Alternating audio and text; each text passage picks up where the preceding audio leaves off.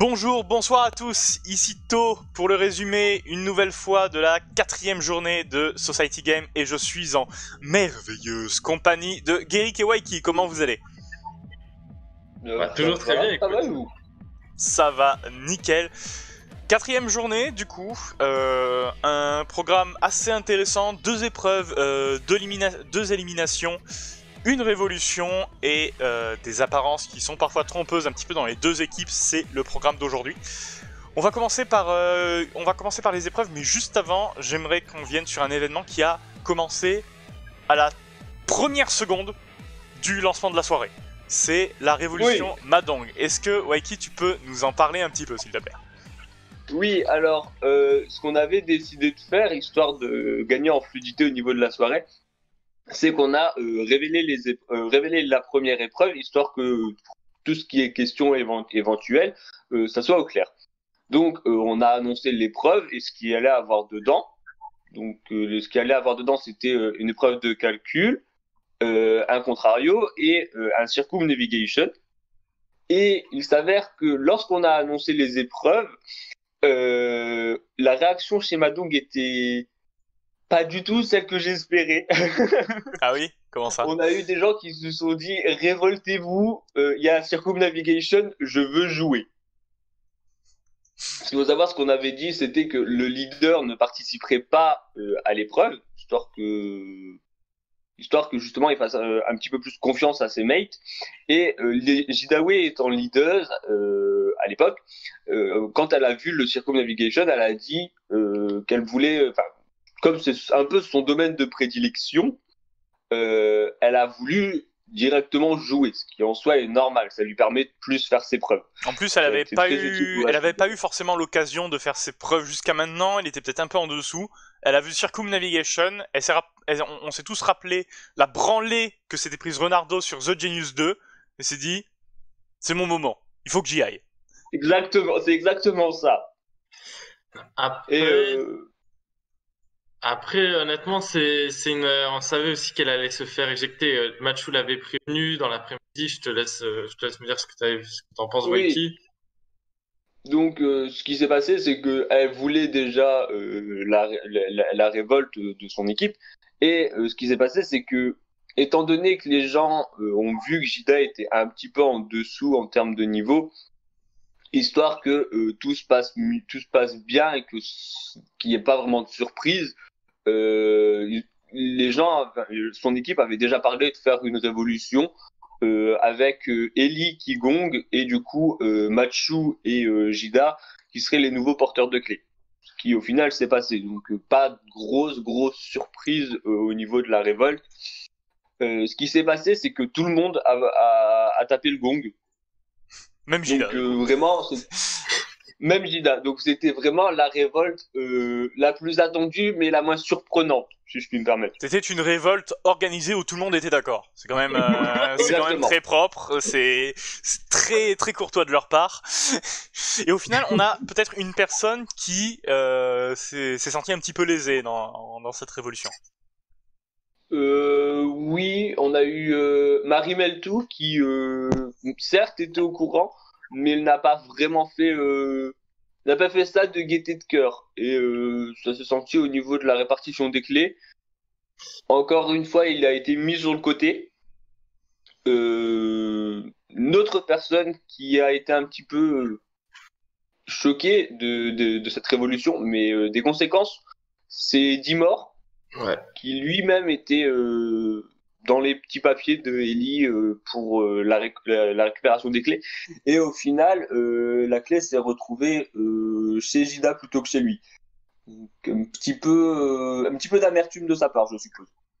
Oui, ça pourra avoir potentiellement des grosses conséquences, parce que ça veut dire que Dimor n'est peut-être pas tant dans les petits papiers que ça, surtout pour la finale qui approche rapidement, quoi. On va peut-être avoir l'occasion de le voir peut-être un peu plus tard. On va parler rapidement un petit peu des épreuves, un petit peu leurs principes, qu'est-ce qui s'est passé. La première épreuve, c'était donc l'épreuve qui comprenait le Circumnavigation. C'était pas cependant le cœur de l'épreuve. Le nom de l'épreuve c'était Snakes and Ladders. Donc serpent et échelle avec le plateau. C'est un petit peu ce que vous connaissez, le petit jeu de société avec les dés. On a tous sans doute joué quand on était gamin. Bon, c'était un peu remanié à la sauce Society Game, on va dire. Est-ce que Guéric, tu peux nous en parler? Alors, c'était remanié puisque on avait le leader qui avait une place importante, étant donné qu'il voyait la question en premier, une question qui allait être posée. Il y avait 3 types de questions: les circumnavigation, les les calculs, le compte est bon, et que je dise Il pas. y avait des contrarios, je crois. Il y avait des contrarios. Voilà, c'est ça. Qu'on avait les 3 là. Et en voyant la question et en voyant l'état du plateau, Svalkensen ou Eli devaient annoncer combien de joueurs il estimait, combien de joueurs il voulait voir passer. Combien de joueurs il voulait voir passer parmi les 4 joueurs qui lui restaient. Et si jamais parmi ces 4 joueurs, ils arrivaient à faire le nombre exact de nombre, s'il y avait 4 joueurs qui participent et les 4 joueurs ont bon, au lieu d'avancer de 4 cases, ils vont avancer de 8 cases. Par contre, s'il y en a que 3 sur les 4, ils avanceront de 3 cases, ce ne sera pas doublé. Et c'était très important. Au début, ils vont commencer très vite, ça va accélérer beaucoup. Et au bout d'un moment, ils vont se mettre à faire les mêmes erreurs en même temps. C'est-à-dire que quand ils devaient faire 3, ils vont faire tous les deux. Donc au lieu d'avancer de 6 cases, ils avanceront que de 2 cases. Ça va ralentir petit à petit.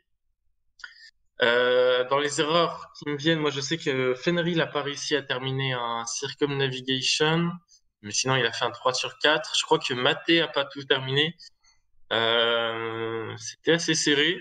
Et sur la fin, alors que c'était très très serré,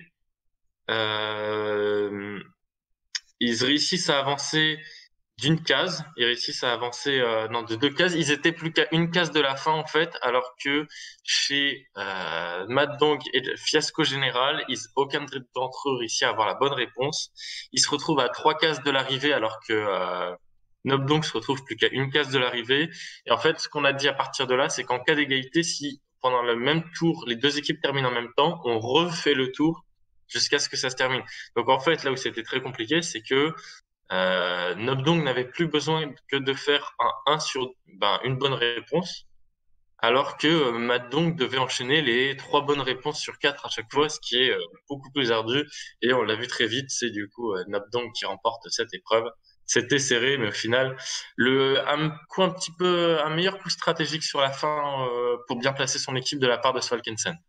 D'accord, parce que c'est vrai qu'on l'a pas abordé tellement maintenant, ça peut paraître un peu comme une évidence, mais Svalkensen est toujours leader chez les Nobdong, c'est ça?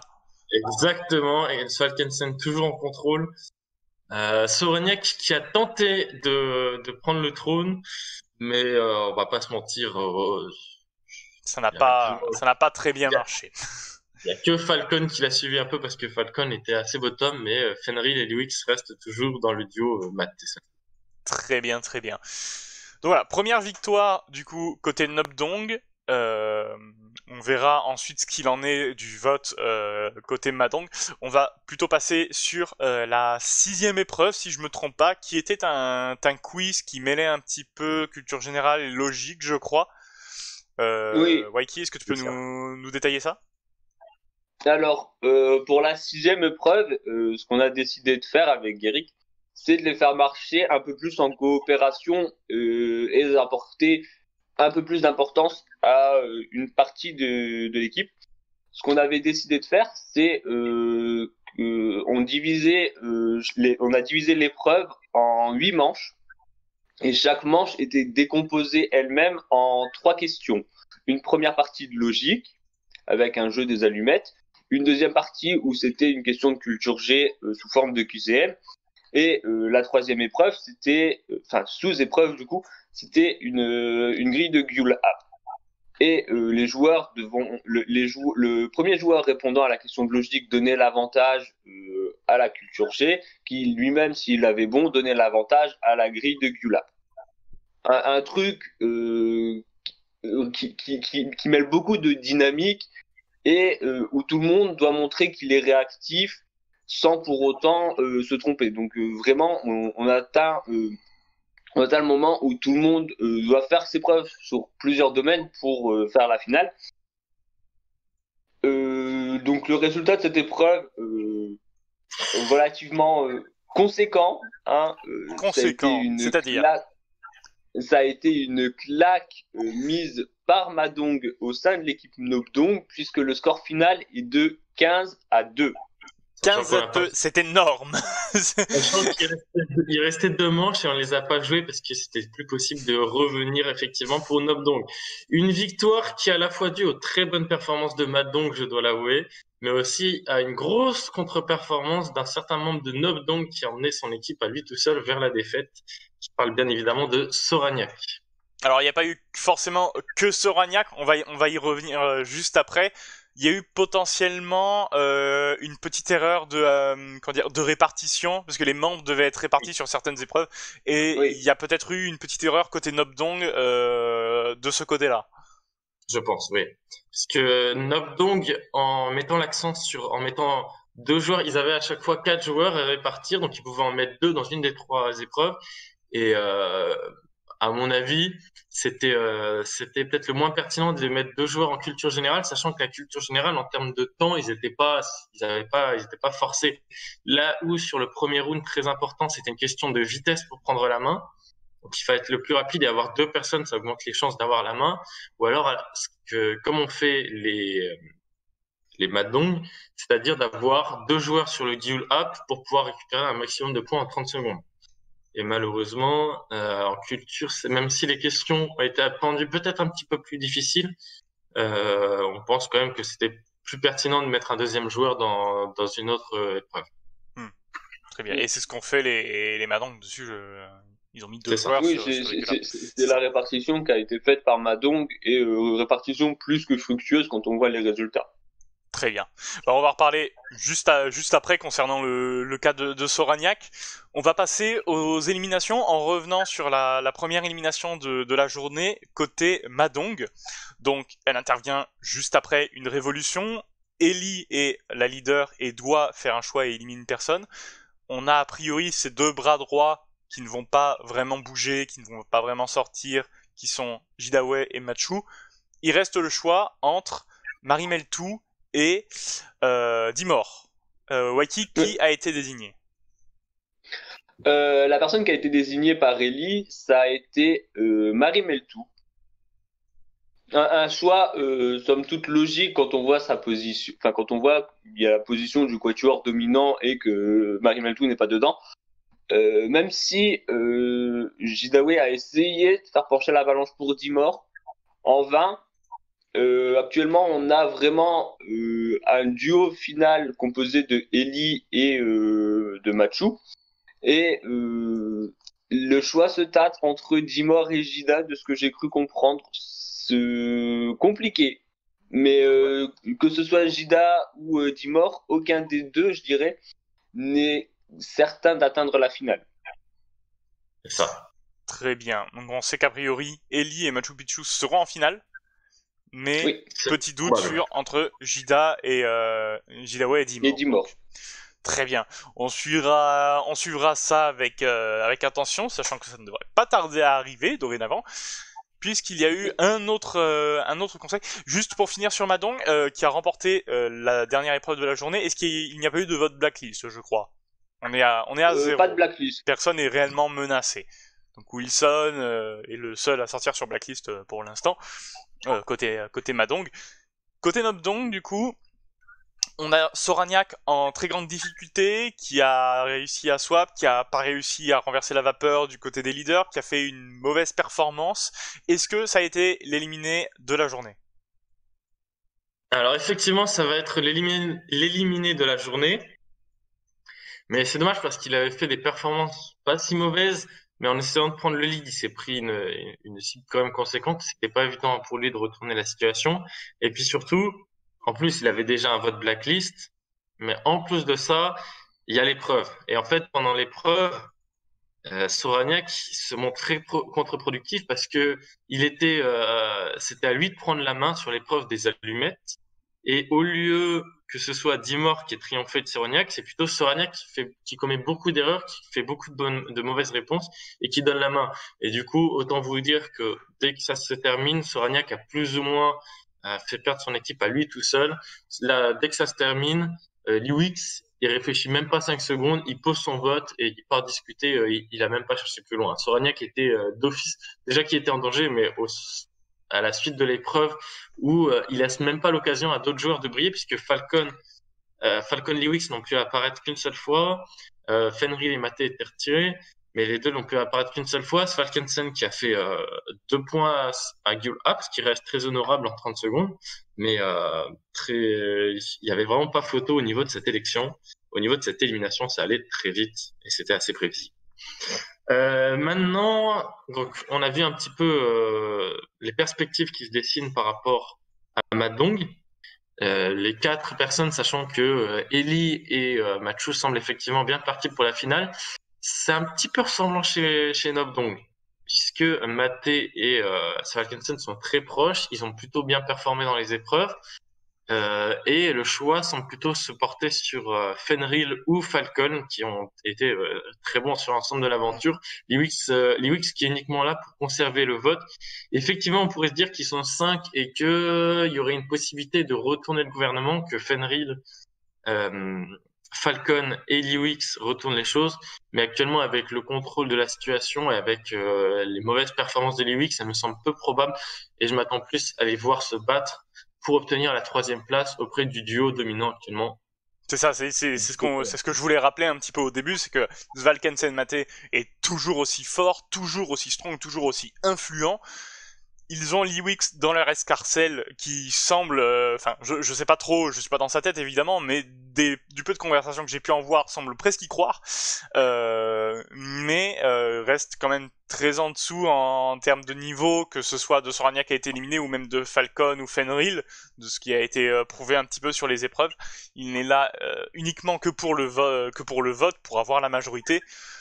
Et donc du coup, c'est ce qu'on disait un petit peu avant cette interview, c'est que on voyait absolument pas, ce serait une possibilité, mais on voit absolument pas Liwix flipper pour aller en finale avec Fenrir et Falcon. Donc a priori, ce duo Svalkensen-Maté qui restera extrêmement influent et qui gardera la mainmise sur cette équipe Nobdong. C'est un petit peu ça qu'on peut dire pour conclure rapidement, c'est que les apparences sont un peu trompeuses.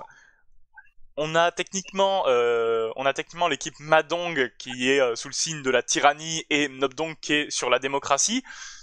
Et finalement, quand on gratte un petit peu le vernis, on se rend compte que c'est pas tout à fait ça. Waiki, quelle est l'ambiance finalement dans l'équipe Madong ? Qu'est-ce que tu en ressens, toi ? Au sein de l'équipe Madong, c'est vraiment plus convivial. Il n'y a pas de vraie prise de pouvoir. Genre le leader, même si les choix semblent évidents pour lui, tente quand même de s'arranger avec des autres. C'est un peu comme si tout le monde votait contre une personne. Une ambiance un petit peu plus, une ambiance générale plus joviale. Là où chez Nobdong, on a une ambiance avec vraiment le leader et son bras droit qui font barrage à toute opposition. On va peut-être laisser Guéric plutôt parler justement de Nobdong. Mais c'est vrai, en plus, Waiki, je me souviens, à la dernière interview, tu te disais Madong est une dictature de bisounours, quoi. Et c'est un petit peu, finalement, ça se confirme un peu. C'est toujours le cas. Guéric, du coup, chez les Nobdong, c'est une démocratie, vraiment? Non, honnêtement, non. Les rares fois où la main du leader a changé, au final, on a géré le premier truc qui était effectivement leader le temps de s'imposer, mais qui a assez vite sorti du jeu parce que outre les performances, il était moins bien placé au niveau stratégique.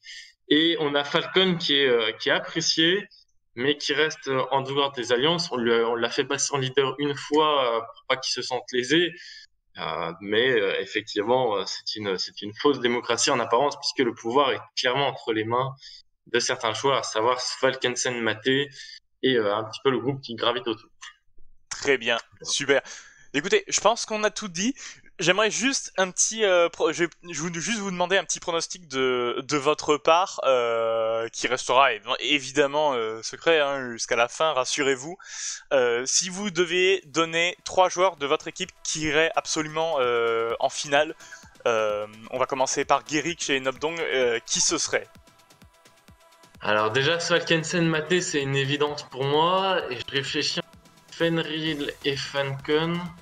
J'ai envie de croire à Fenrir, j'ai envie de croire que Fenrir va bien performer sur la dernière épreuve et récupérer la place qu'il mérite quand même très certainement. D'accord, très bien. Donc ce sera Svalkensen Maté Fenrir pour Guéric. Weki, côté Madong, est-ce que tu te risquerais un pronostic du coup? Je vais me risquer à un pronostic, même si ça semble un petit peu évident. Alors, je pense que déjà, on peut compter Machu Picchu dedans. Ellie, en tant que leader, a de très très fortes chances d'y être aussi. Et le troisième, l'affect ferait que j'aimerais voir Jidawe dedans. Mais l'affect fait aussi que j'aimerais voir Dimor. Les deux sont aussi bons l'un que l'autre sur deux domaines différents. Donc je pense que je préférerais quand même Jidawe, mais Dimor serait un excellent choix également. Les deux me vont au final. Très bien, très bien. Donc ce serait Ellie, Machu, Jidawe du coup. Ouais, c'est ça. Très bien. Eh bien écoutez, je pense qu'on a tout dit, je pense que tout est dit. Je vais vous laisser travailler sur vos dernières épreuves avant la finale. Il n'en reste plus qu'une si je me trompe pas. Très bien. Écoutez, je vous dis au revoir. On se retrouve très prochainement sur BGTV pour une nouvelle vidéo. Probablement l'avant-dernier résumé avant la finale. D'ici là, portez-vous bien et bonne chance. Ciao, ciao.